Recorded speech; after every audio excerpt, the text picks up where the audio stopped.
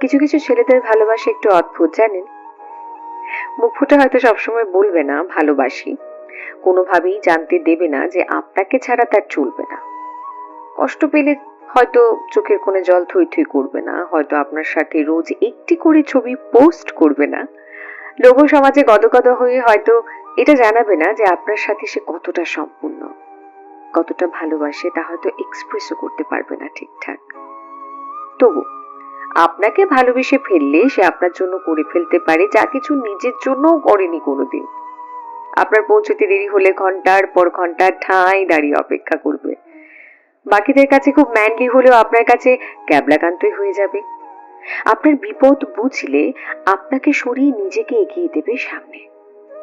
আপনার জন্য জানালা সিটটা ছেড়ে দেবে হাসি মুখে।